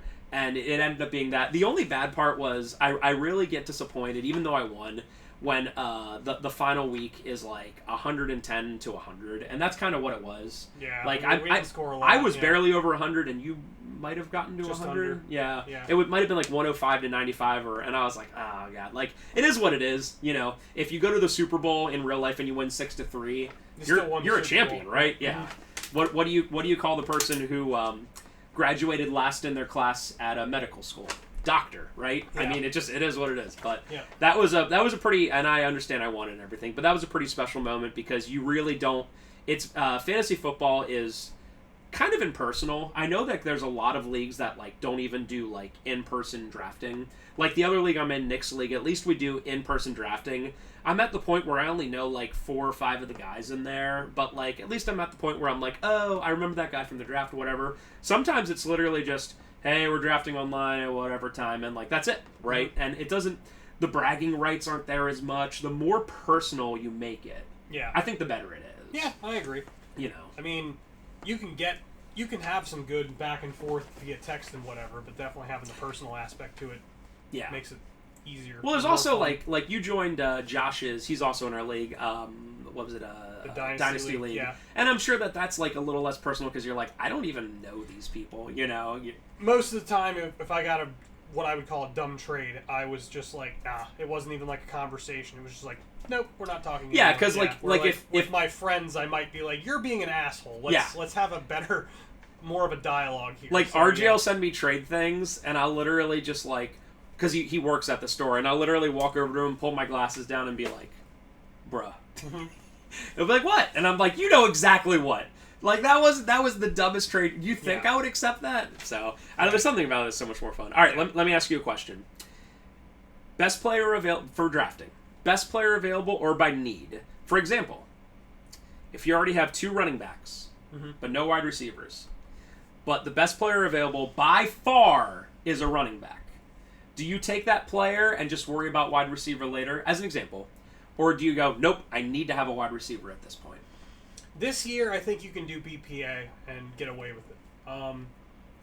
I actually draft a lot. My draft is typically defined by BPA at the very beginning. And then I kind of do it going forward with that. But I also draft in a way where I know I'm going to trade somebody. But yeah, I think early in the draft, BPA is absolutely the best way to go with it. Because especially if you do your research, if you can find those guys where you have like conviction with them towards the end of the draft, you can potentially find that slot. Like last year, not to toot my own horn too much, but DJ Moore was my guy. I told every single person I talked to, everybody in the league, I was like, DJ Moore will be a wide receiver 1 or wide receiver 2 at the worst, and that's exactly what he was. And I bet my fucking house on it. Sorry, didn't mean to curse, but I bet my house on it. We're like 45 minutes in, we're fine. I bet my house on it by going super running back heavy, and then my wide receivers were DJ Moore and Adam Thielen, and it worked out. The Thielen thing worked out for about half the season. But that was all I needed to do, because my running backs were so good. They were Christian really McCaffrey, good. Travis Etienne, which again, I traded for him. But it would have probably been about the same with Breece Hall. But so yeah, I think BPA early in the draft is the best way to go. And even like middle rounds, I say you should go for need, just because the later rounds is so hard to predict. But at the end of the draft, especially those last like 3 rounds before you get your kicker and maybe your defense if you draft a defense, or if maybe you get your defense if you don't draft a kicker, then you can go BPA there. That's where I think you go BPA. You just go, okay, I have high conviction on this player, like this wide receiver. That's where I would go. So yeah, I mean BPA I think is the best way to go. Especially if you're someone who can negotiate trades, which not everybody can. No. So, no. Yeah. You're number 12 in our league. You're picking 12th. I'm picking 11th, so that'll be fun. At number 12, would you take running back and then running back? Mm-hmm. You would? Absolutely. I've done it several times in mock drafts. Okay. I've also done double wide receivers. I've done them both. I guess I would depending be on happy what's with there. either one. Yep. See, it's funny because I've done a couple mock drafts on Sleeper, and we have a couple guys in our league that are complete wild cards. RJ is a complete wild card. You legitimately, like, he can... In fantasy football, one person can completely change an entire draft. Mm-hmm. They can, round 6, 7, 8, what have you, they can be like, I take the Steelers defense, right? And then immediately you're going to start with a bunch of people going with the defenses and the kickers and whatever, right? Or, round 1, you're like, actually, I take Josh Allen, right? Like, I wouldn't suggest that, but you know what I mean? No. You can start people thinking about that. And I have a feeling there's a couple guys, and I talked to Brian about this, that are going to make things a little funny this year. Well, there's always the chance that there's a run on one position where, like, quarterback's one of them, where it happens, where all of a sudden, like... Dude, start around 2, boom, boom, boom, boom, boom. Yeah, Yep. Or, like, if all of a sudden, like, a bunch of people decide to take running backs instead of wide receivers in round 1, then you might see a run on running backs, like, especially... I've seen it happen in my mock drafts where a pick like 11, for example, all of a sudden 6 running backs get picked. They pick the best wide receiver available, and then they pick a running back with the next pick. Yeah. So it's like, yeah, it can definitely throw a wrench into everything if like one position's overdrafted, just because, especially for guys like you and me, where after our first 2 picks, we don't get to pick again for another 20 picks. Right. Sometimes you do have to make the calculated decision of, do I want to take that risk? And that's how it works. So I'm hoping. I used to do the thing where I would pick whatever quarterback. I would wear the badge with pride of being the last guy to pick quarterback, and I would just end up with like Roethlisberger or Kirk Cousins or whatever, and be like, cool. I'm gonna try this year to either do one pretty early and try to get like the guy, your Josh Allen or your Hurts or whatever, or go back to that of being like, you know what? Last year I had a Tua. And I didn't play him by the end of the year, but like for the first like 6, 7, 8, 10 weeks, he was great. And I picked him really late. Like I specifically remember being like, I guess I'll take Tua. And I remember Brad was like, damn it. Brad was not happy with, because he was like, Okay, Spencer, I remember him saying something about stop having a good draft. I don't like this. And I was like, oh, shit, am I having a good draft? Next time we got together, he was like, damn, Spencer had a good draft. And I was like, yeah. He was like, I don't know how he did it. And I was like, I don't know either. Yeah. Brad's my ultra nemesis. I love it. I love the thing we have going on where I'm like, I love you, Brad. And he's like, leave me alone. That's how he is with everybody. Yeah, but that's why you have to push even harder to be like, I love you. And be like, who are you? Now, I don't usually take quarterbacks super early either, but when I had Josh Allen sitting there where I did, I was like... Because he's like a running back, too. Yeah. Right? Like, oh my gosh. Yeah, the running quarterbacks are just amazing. Mm-hmm. All right, let me ask you this. Are there any players that you desperately want? And I promise I won't use this. I'll forget by the time we... So, homer pick, but... So where Deontay Johnson is going in fantasy, which he's the Panthers' now wide receiver 1, is crazy to me. Because he's going in like... Let me look where he was picked in my one draft. I didn't even think about taking him. So he's going super late in the draft, where you're getting like the... Like Hollywood Browns, the Keon Colemans, the like... Wow, almost like wide receiver 3s on Rice. teams. He's going there, and he is by and far the Panthers' number 1 wide receiver. Now, the reason why you shouldn't take him a lot earlier than that is because there are going to be weeks where the Panthers get themselves shut out. Yeah. But Bryce Young really like latched on to Adam Thielen, and Deontay Johnson is number 1, really fast, an elite separator in the NFL. Like. So for me, if I can get my wide receiver 3 as a guy with that wide receiver 1 target upside, hell yeah. I'm sorry, but Adam Thielen, I mean, there were times where he put up great stats and they didn't score a single point or very little. Yeah, in PPR leagues especially, but Deontay Johnson and Bryce Young supposedly have a great connection where I'm not saying go move him up your draft board. I'm just saying where he's at, like in those middle rounds, it's usually towards the back end of the draft.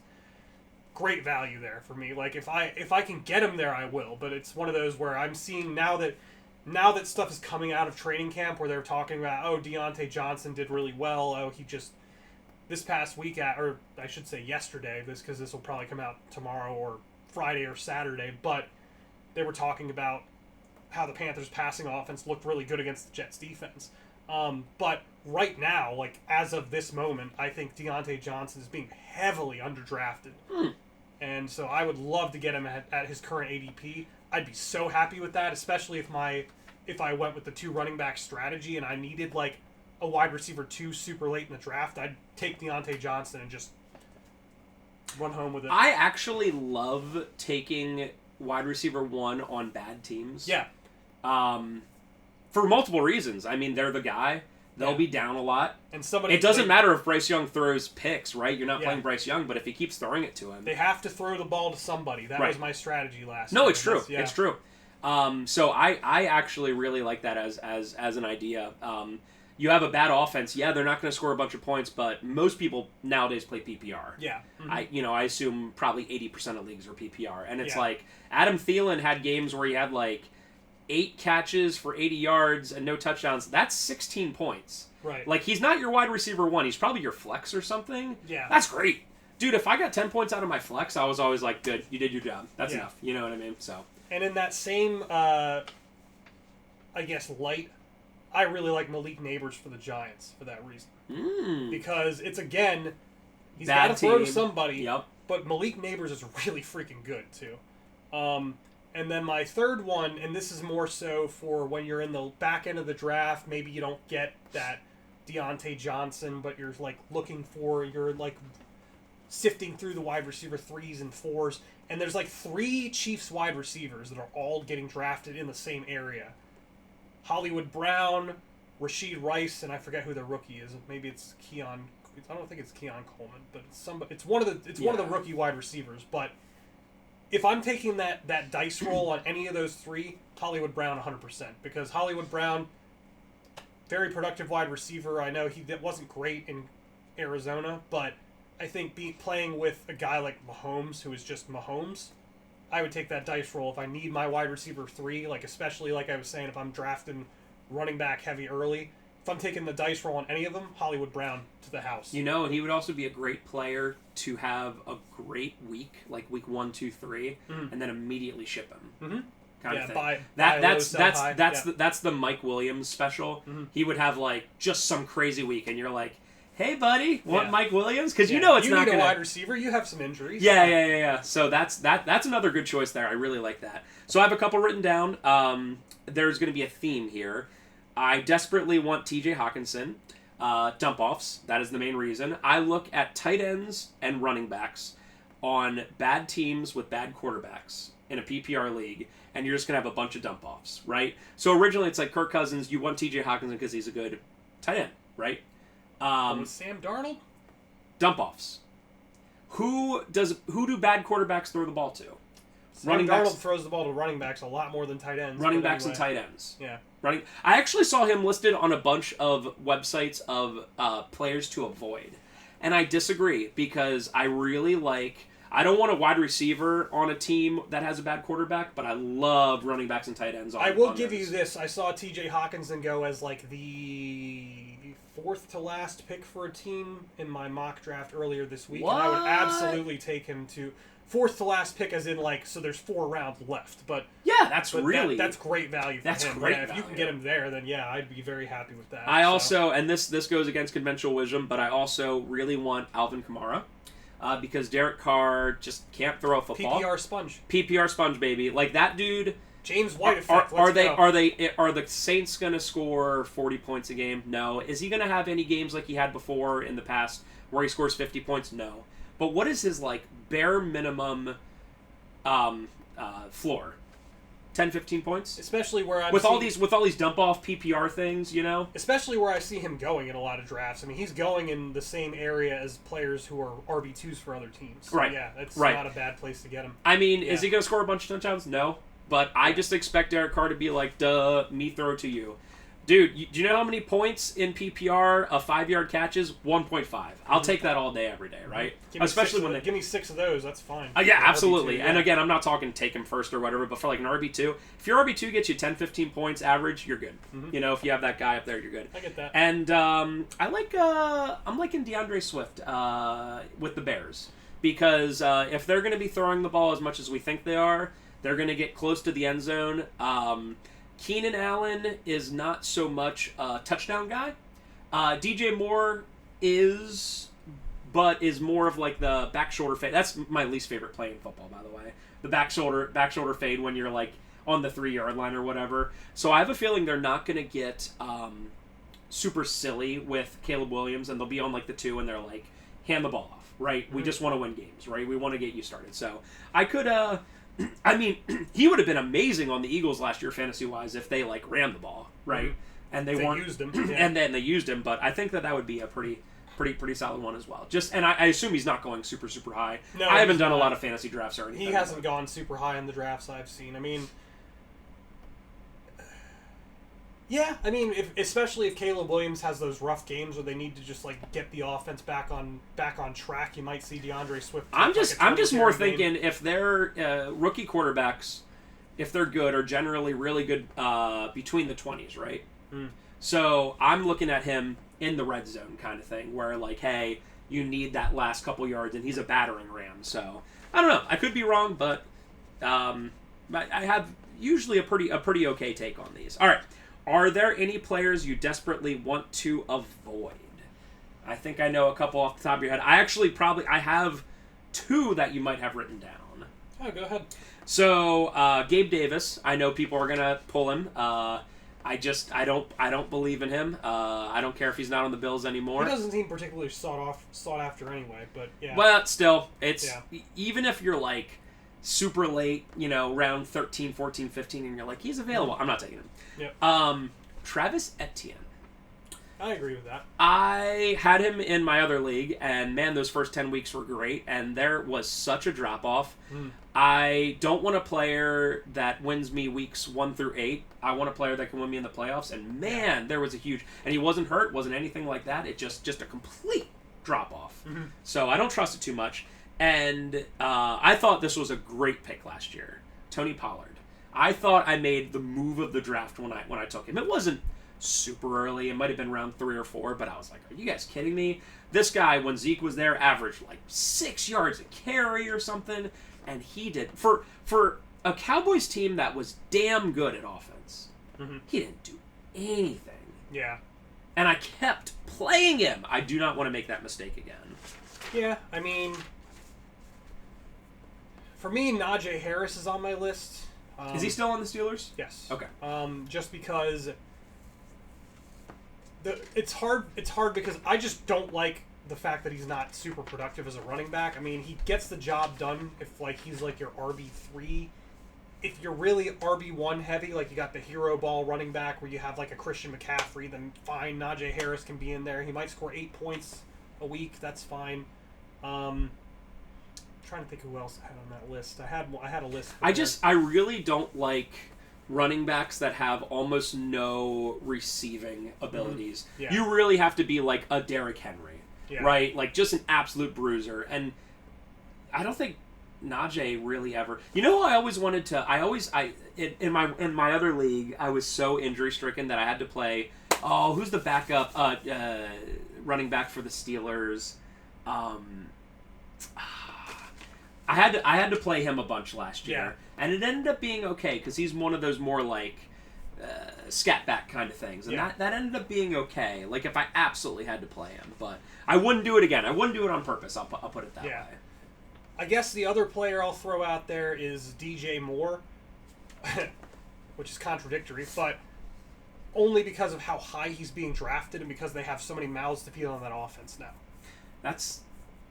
Yeah, I would be worried about taking him like late. If I already have a really stacked running back and a quarterback, okay, maybe. If he was going around the area he was being drafted last year, I'd take him in a heartbeat. But he's getting drafted with like your wide receiver ones everywhere, which he is a wide receiver one. From a skill set standpoint, he is. It's just the fact that there's a rookie quarterback, there's also Keenan Allen, there's Rome Odunze, there's DeAndre Swift. Like, there's just where he's being drafted scares me.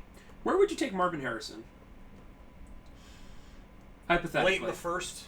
Yeah. Yeah. You'd He's very good. You have pick 12. Yeah. If he was there at 12, 12, I would take him. Yes. Okay. I would. I would bet my season on him only because he might be better than his father was. And that's pretty crazy. Yeah. That's pretty crazy. Yeah. I worry about rookie quarterbacks and rookie running backs. I'm sorry. Wide receivers. Wide receivers. I do the opposite. I love rookie running backs because generally they just get the ball a lot, right? There's a lot more to learn, obviously, from quarterback and from wide receiver. I also like rookie tight ends for the most part.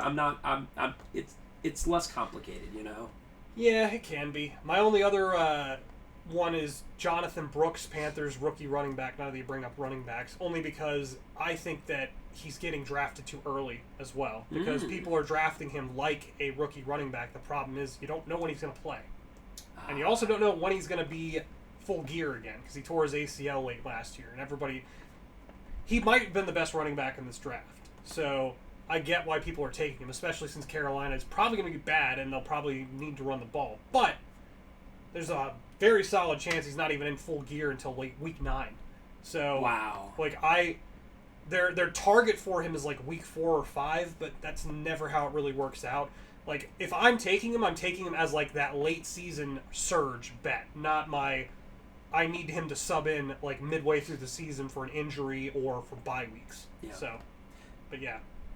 Well, let's actually go straight from fantasy corner to Panthers pounding.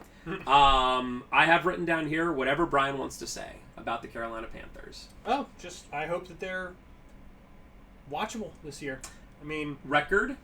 6 to 7 wins. They only won one last year. They won right? 2 games. Oh, last year. Two. They beat the Falcons. They always traditionally beat the Falcons at least once, no matter how bad they are. I will say today at a Jets practice, I may have mentioned this earlier, but they picked off Aaron Rodgers several times. Oh, that's good. Although it is practice. It is practice, but when you expect the defense to be horrible, that's pretty good. Now, I mean, Dave Canales is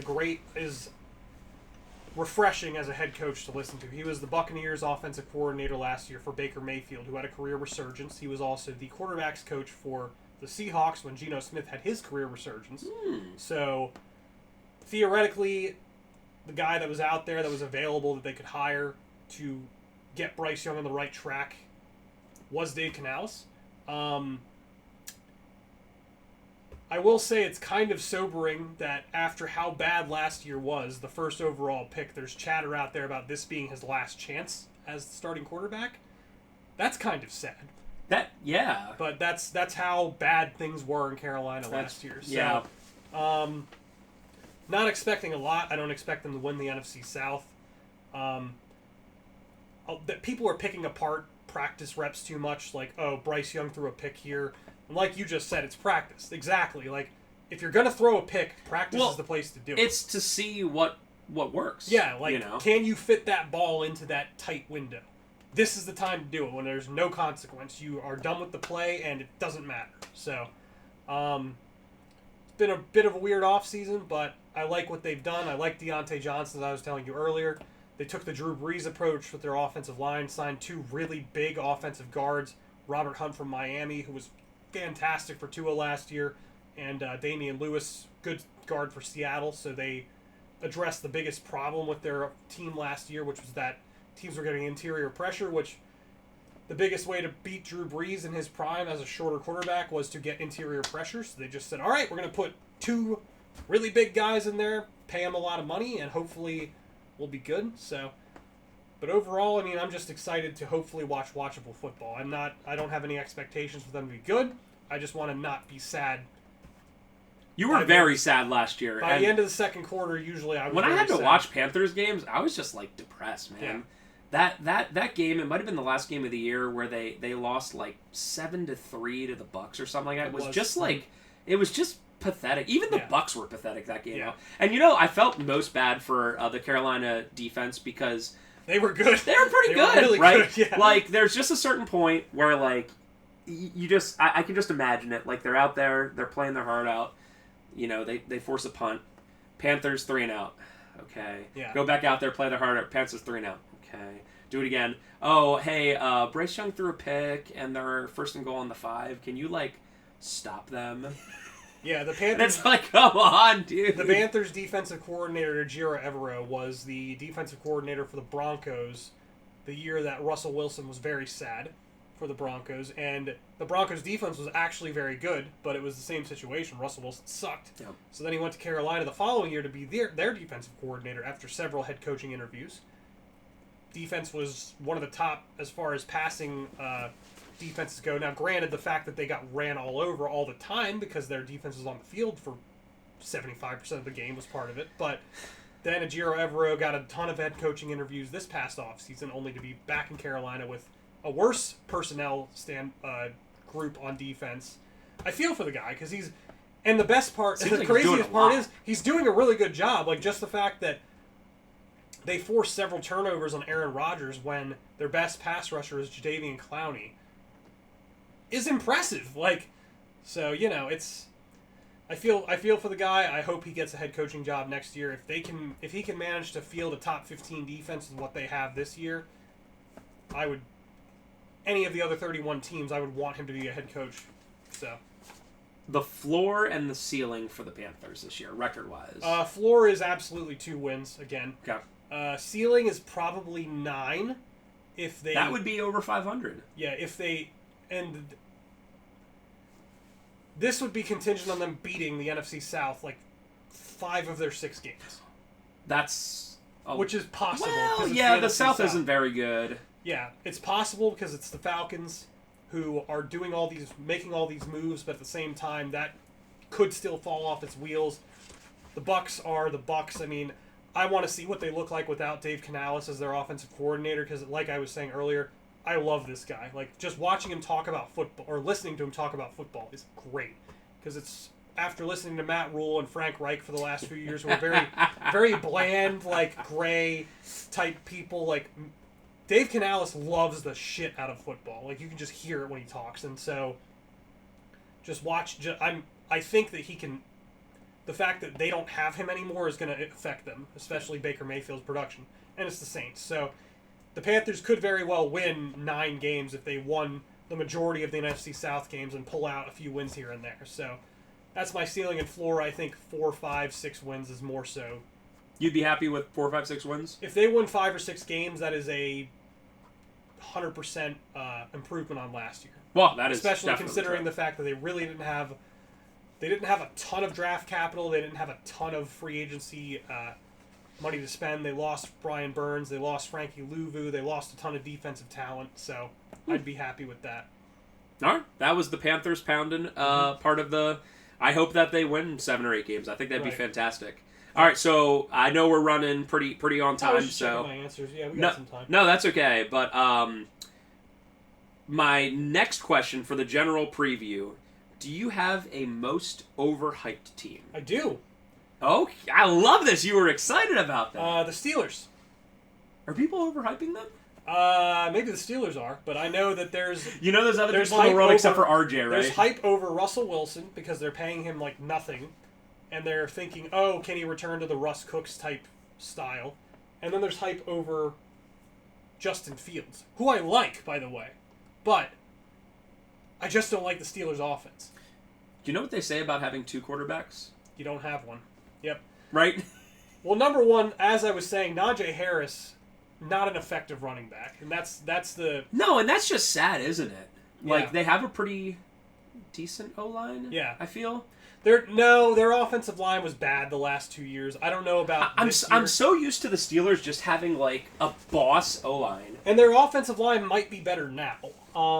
Kenny Pickett, or not Kenny Pickett, Pickens, George Pickens, sorry. Pickens, but Yeah. George Pickens is good. I like him. I think their wide receivers are all right. But I just don't see the hype. I don't see them winning their division.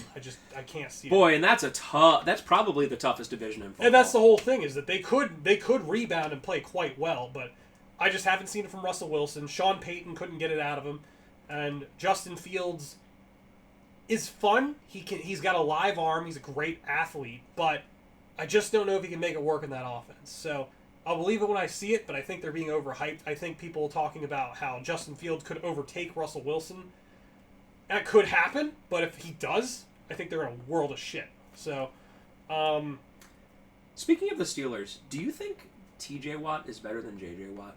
At the end of the day, like when they both are retired. They're different players, though. That's the whole thing. Yeah. Like TJ Watt is more of your traditional pass rusher, where JJ Watt is more of your like wrecking ball interior defensive lineman. Not to say he was great rushing from the exterior too, but he was more the big muscle guy. Like he would just drive the offensive line. TJ's a little more lean, yeah. TJ Watt's more of your traditional pass rusher.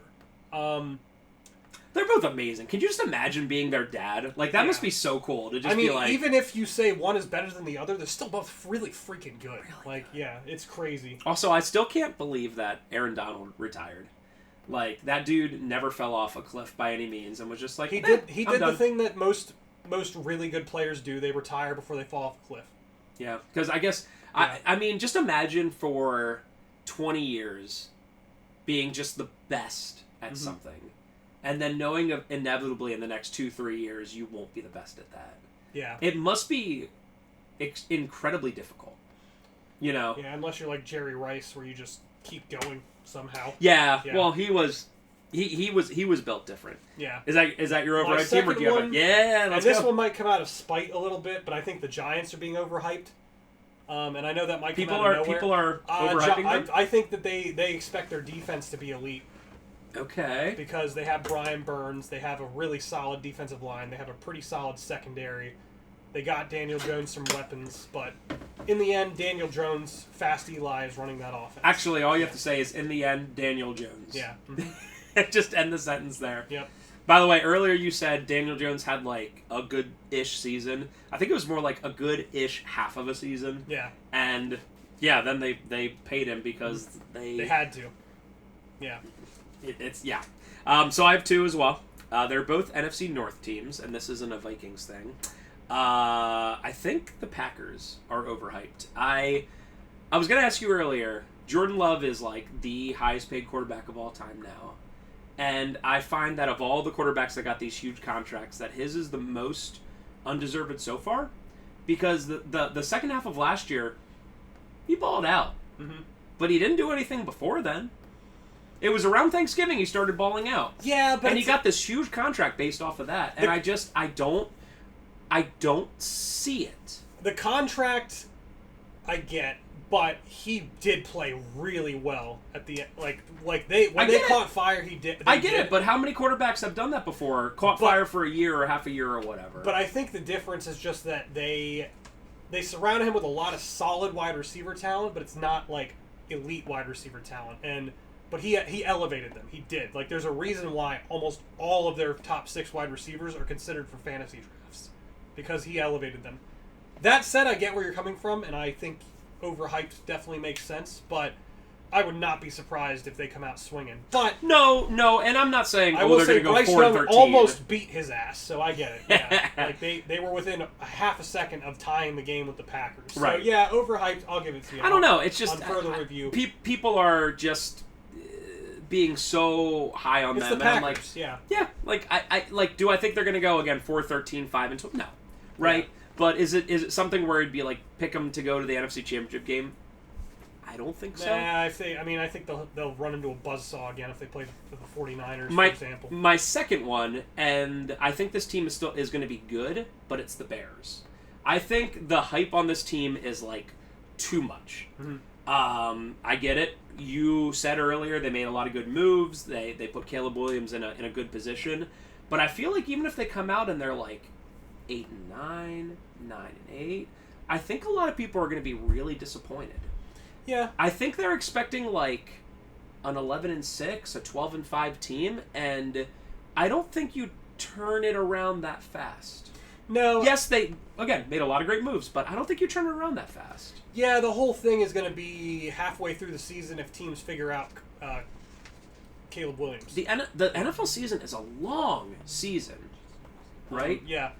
So I don't know. Again, I think they'll be good. I think they'll be 7, 8, 9, 10 wins, something like that. But I think even if they go like 8-9 or 9-8 and miss the playoffs, I think that people will be really disappointed. They're going to have 4 really tough games that year, at least next year, or this year, and in the Lions and the Packers. Those are going to be tough games, no matter how good they are. Absolutely, so, yeah. And that's not. I don't even know their schedule. I'm sure they play a couple other tough teams here or there. Yeah, but those are those divisional rounds. Obviously, the Vikings could be tough just because it's a divisional game. Maybe the home game, but yeah, 4 really tough games, no matter how good they are. So yeah. Do you have any underhyped teams?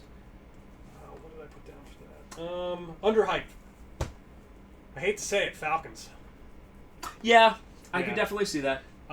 They got clowned on for taking a rookie quarterback after bringing in Kirk Cousins, but the formula worked for the Packers. Certainly did. At least so far. So far, but they've made some solid moves so far as well. I didn't really like them making the trade with the Patriots, but they got Judon on a very cheap contract for this year. So if they're really trying to make a run, that was the move to make. I think they're underhyped. I think Bijan Robinson will blow people away now that he's going to be not playing for a coach that doesn't want to use him for some reason. And also not with Ritter as his QB. But as you may remember, last year I said the Falcons are a scrappy team that people are not going to want to play, and I was correct about that. They did not get blown out much. They didn't, but they really didn't. They had horrible quarterback play. Horrible. And they were still competitive in many games. There were there were still games where they were embarrassing, but there were games where Bijan Robinson was going crazy, and for whatever reason they just didn't make him the bell cow back. So, and even if they do make him the bell cow back and he goes down, Tyler Algier is pretty good too. So if they really want to focus on running the ball, which I think they should do with Kirk Cousins coming off of that injury, make him more of the play action game manager type thing, I think Kirk Cousins will do great in that role. And I love Drake London. I like Kyle Pitts if he's used correctly. So, yeah, they're my one of them. And I also think, hate to say this too, Cowboys.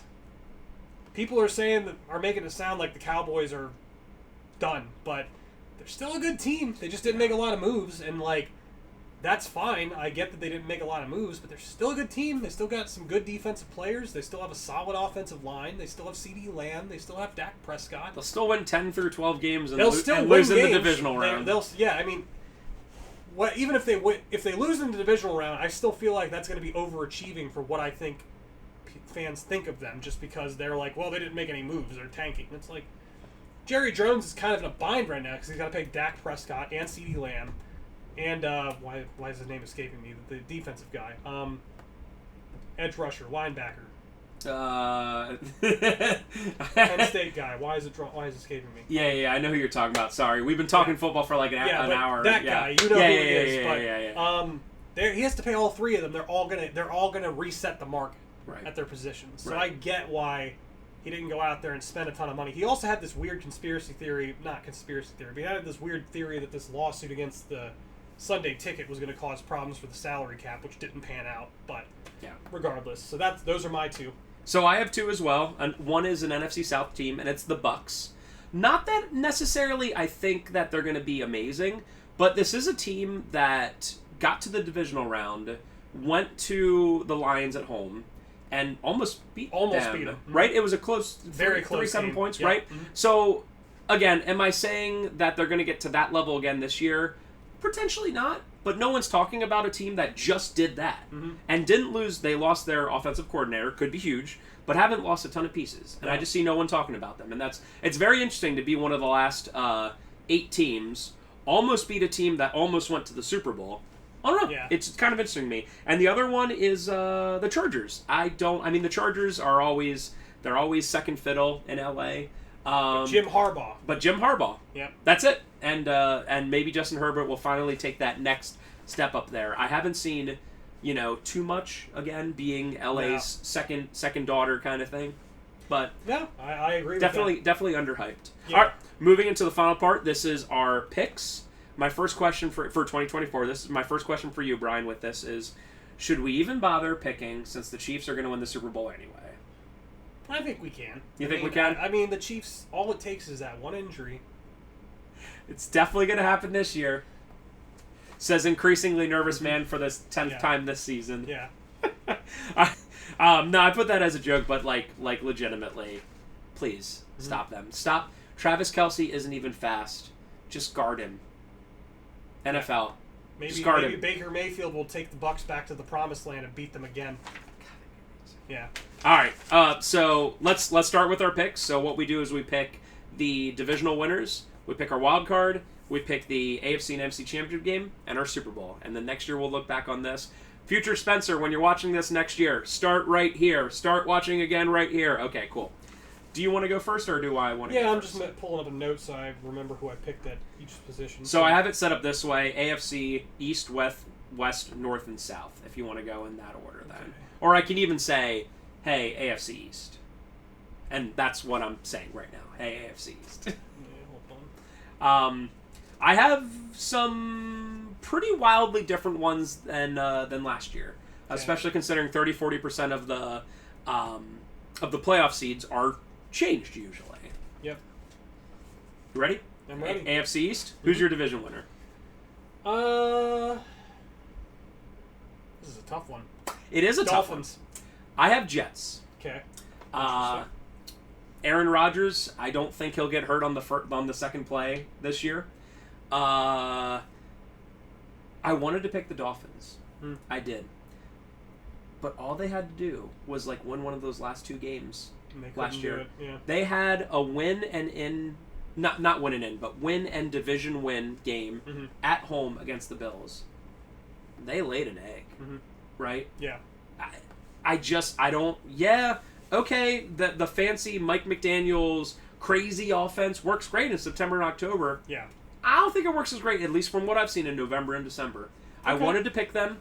I did not even for a second think about the Bills, actually.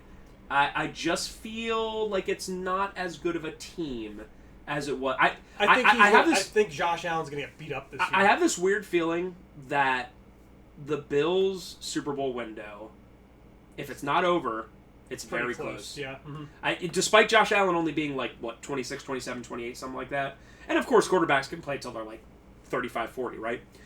But not with his style, but yeah. Well, not with it. He would have to take less hits. But I just have this weird feeling when I was thinking about it today that their chance was that 13-second game against the Chiefs, where Mahomes scored in 13 seconds. I think that was their opportunity. And I just don't. I don't know. The parity in the NFL is so great. So, not that I feel particularly crazy about the Jets, and being a Pats fan, I hate the Jets. But I just look at it and I'm like, that was a freak injury to Aaron Rodgers. They damn near won 9 games last year with essentially no QB play because that defense was awesome. Very good defense. And what's his name? Their running back, essentially Breece Hall and Garrett Wilson, great as well. That's how I'm feeling there. So let's go with the AFC West on the count of 3. Let's just say it and get it over with. 1, 2, 3. Chiefs. Yep. Great. I don't see. I'm higher on the Chargers, but I don't see anybody overseeding them yet. Nope. Mm-hmm.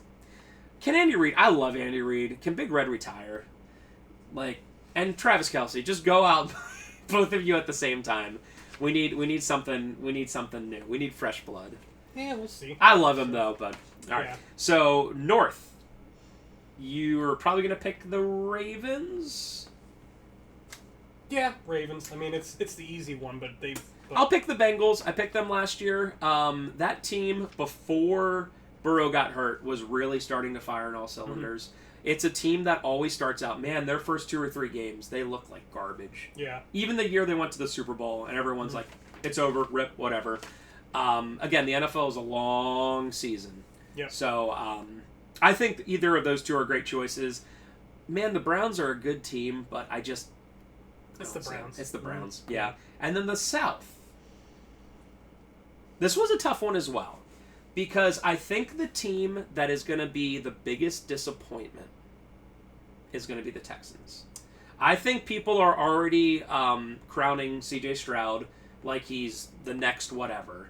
And I think that teams know what he's about now. It's the second year. And I just think that they're not going to have that lightning in a bottle that they had last year. He's a little bit of a different animal, though, because he won games as a pocket passer. That's not really... The only way you could beat a guy like that is either hit him a lot or to confuse him in coverage. So, I think he'll be fine, but I still think the Colts are going to take that division. I have the Colts as well. Yeah. I have the Colts as well. I love Anthony Richardson. Him. I just worry about him getting hurt again. The play he got hurt on was... He got hurt multiple times last year, That's too. true. And the plays he got hurt on were not plays he needed to get hit on. Yeah. If that makes sense. It wasn't, I'm sacked, in the backfield. It was diving for extra yardage or whatever. And it's one of those things where hopefully he learned, hey, kid, winning this Week 4 game is great. Yeah. But we need you all year. Yeah. Exactly. Kind of thing. So, and I just think, what's his name? Their wide receiver one.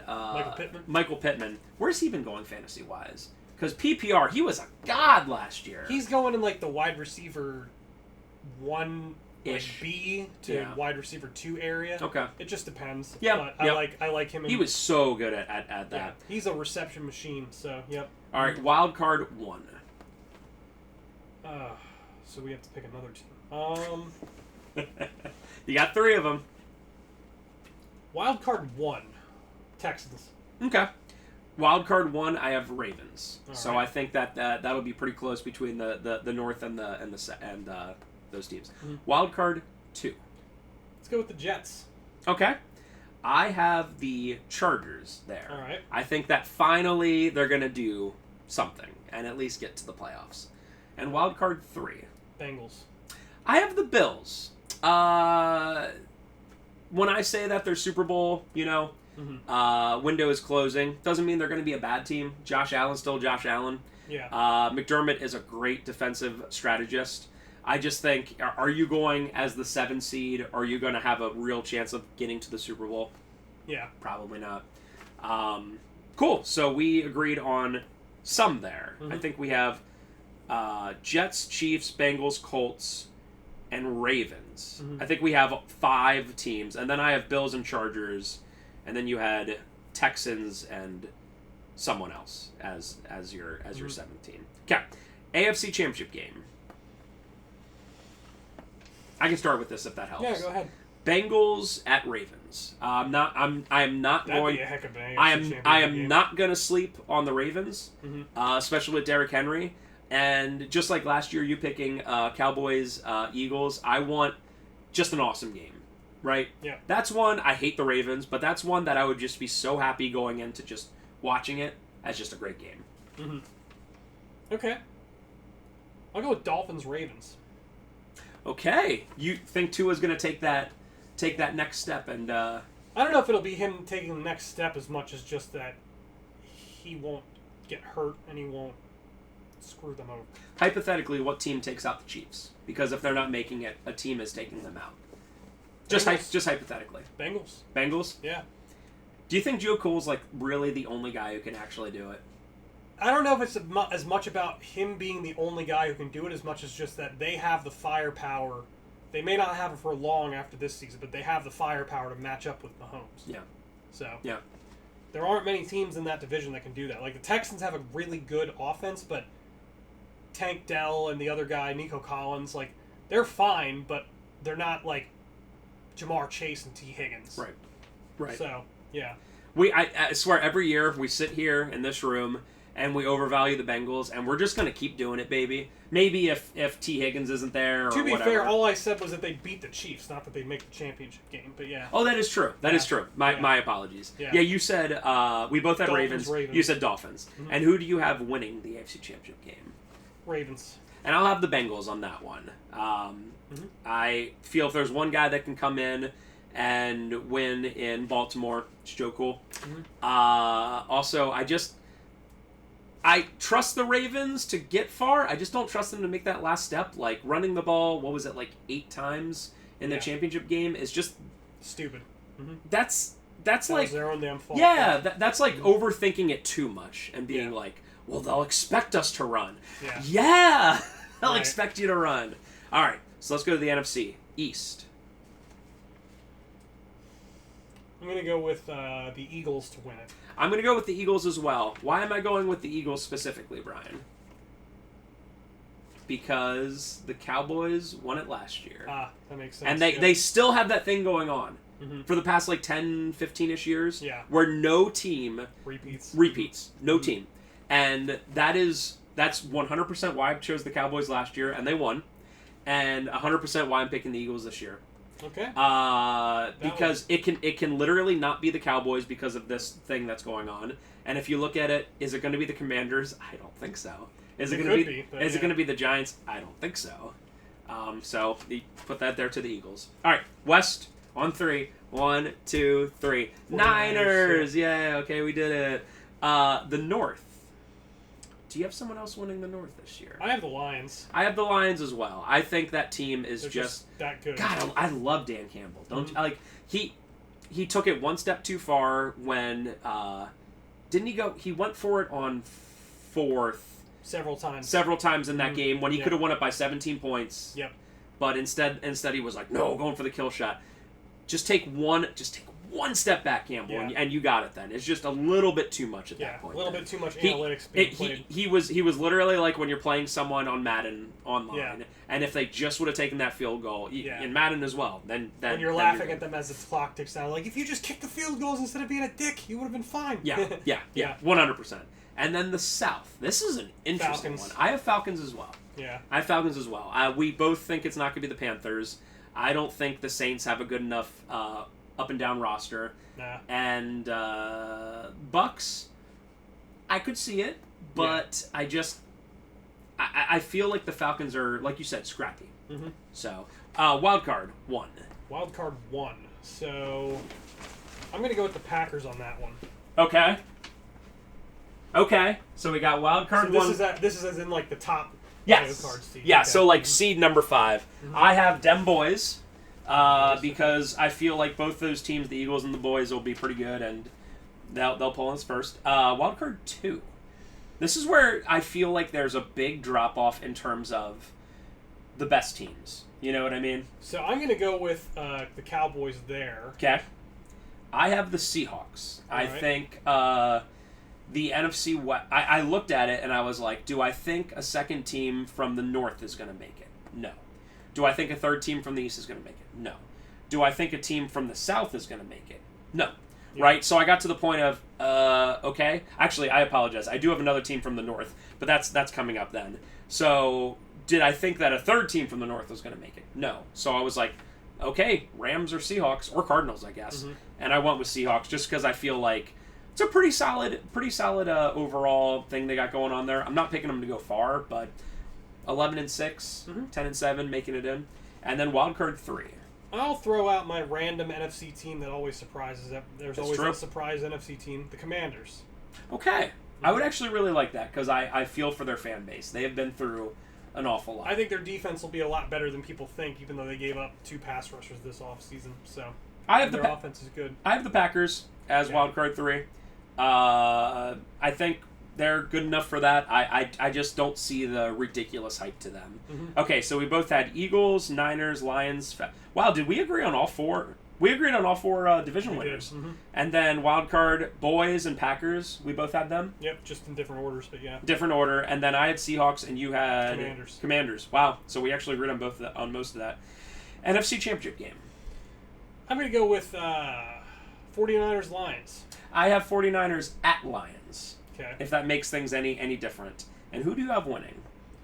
I have the Lions winning. I do as well. Brian, let's go. This is one of those. Sometimes we do these, and I'm like, I don't really care. Like, I think for 2 straight years, I picked the Broncos to like go to the Super Bowl, and I was like, I hope that doesn't happen. I really hope that happens. Yeah, that would be. I really hope that happens. And then so we both have the Lions going to the Super Bowl. So your Super Bowl would be Ravens Lions. Yep. Who do you have winning? I have the Lions getting their first Super Bowl victory. I have Bengals at Lions. I'm sorry, Joe Cool. Lions pulling it off. We both seriously have the Lions winning? Yeah. Wow, really? And it's funny. I make these up on the spot. Yeah. Yeah. And it's funny because I made it up on the spot like this morning. Yeah. It's funny because if you were like, who's the best roster in football? I wouldn't say the Lions. No. Probably still the Niners. The right? Lions are very close, but they're getting there. Their defense is good, but not like elite. There's a lot of very, very good defenses out there, but that offense is just a well-oiled machine. Between the running game, the wide receivers, throwing the ball, Jared Goff just runs it so well. Like, they just can't shoot themselves in the foot. That's all. Yep. I really hope that they learned that being aggressive is great, but sometimes it's like, let's take the small W. Yeah, you know what I mean? Like, just take the dub, you know. I would be so happy with that. Yeah. In fact, I would be, if I had the hypothetical scenario of Bengals Lions Super Bowl, I would be enthralled with either team winning. Right. Just be cheering every time somebody scores. Yeah. Like, right. There's certain times where Super Bowls like that happen, and I'm like, you know what? This is fantastic. Right. Exactly. And that doesn't happen too often because usually the Chiefs are in it, and I'm like, all right, guys, that's enough. You know. Sometimes you have it like in 2020 when you had the Bucks Chiefs, and somehow Brady turned his baby face from his heel, and everyone was going for the Bucks on that one. You got like weird scenarios like that, but it's been a long time since, for me personally, we had a scenario where there were 2 teams that were left where I was like, I'm happy for you both, dude. Yeah. Right? I know you hate the Ratbirds, but that was how I felt about the Ravens-Niners Super Bowl. I was like, this is just a good time. Yeah. I get it. My hatred for the Ratbirds / Ravens is not so much pure mechanical hatred as it is like, go away. Mm-hmm. You know, their fans aren't. It's not Eagles level of like their fans aren't awful. Like, Brad keeps posting stuff about freaking Big Dom. I know you like him, but I'm like, get this goon, literal goon, get him out of here. Now I'm gonna watch Eagles games, and he's gonna be there every single second. Mm-hmm. They're gonna zoom in on him too. I have to see. There's Big Dom on the sideline. I have to see him in his goon face, standing right behind Sirianni and his Sirianni has the most punchable face I've ever seen of a human being. I don't know that you've heard the phrase before. Yeah. I don't know what it exactly means, but we as humans, we just see it and we're like, I just want to hit you. I just want to hit you. Yeah. And whenever I see Sirianni, I'm like, I just want someone to come by and just be like, bonk. Yeah. Not hurt him, but just be like, bonk. Nice bop on the nose. But with the Ratbirds, it's more of like, okay, like Harbaugh does annoy me a lot. But they also do have a lot of players. Like, I always respected Ed Reed. Mm-hmm. I don't know. It's just one of those. If I saw him there, I'd be like, okay.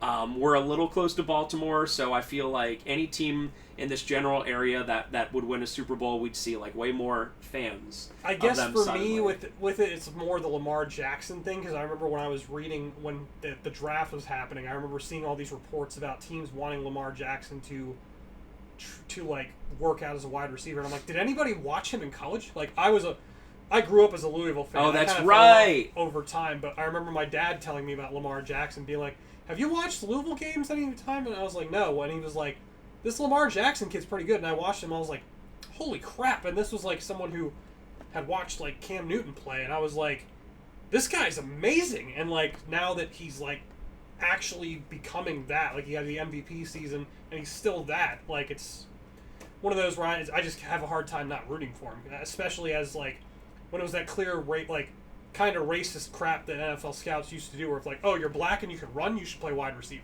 So Right. That's Right. I guess that's Right. that's where it's at for me, not as much about the fans or the city itself. And Steve Smith played for them, so they'll have a soft spot in my heart for that. So, but That's fair. That's fair. They're like tier 2 on my hatred on your level. hate, Right. on Right. the hate tier, yeah. Right. I mean, like me and RJ, we bond over the hatred of the Ratbirds, but like Steelers are like this much blood Yeah. for me. Like he's like, hey, we're buds, right? Because of this. It's like I also don't really like Yeah. the Steelers, but it's Yeah. okay. Yeah, that's all right. Okay. Well, I guess that was our 8th overall of these. I hope you guys enjoyed it. Let us know what you thought about anything we talked about. Do you want the Lions to win the Super Bowl? Are you just hoping that it's not the Chiefs again? Man, I think the only scenario I would not watch this year is if it was Eagles or Chiefs. I think I would watch anyone else in the Super Bowl. I think so. But please, for the love of God, don't be Niners Chiefs again. Like, there's not going to be a comeuppance. Like, Shanahan is going to screw it up again somehow. Like, he just... I don't know, the second half, he should just go to the locker room and just let whoever call the rest of the game. Because they'll already be up by, like, 10 points. Yeah. Do you feel bad... Last question. Do you feel bad for CMC with the fumble in the Super Bowl? Do you think that'll affect him at all? Just moving forward? Nah. Because he scored a touchdown or two in the game anyway, so... Christian McCaffrey is one of those players where he can compartmentalize at the best of him. I guarantee he's not even thinking about that fumble anymore. It's fair. Mm-hmm. It's fair. I want him to win too. I mean, he couldn't do it on the Panthers, so let's get him on that. All right, guys, thank you very much for watching. We appreciate it. We'll be back again next year for the 9th annual. Go Panthers and not go Chiefs and Ratbirds. Okay, bye!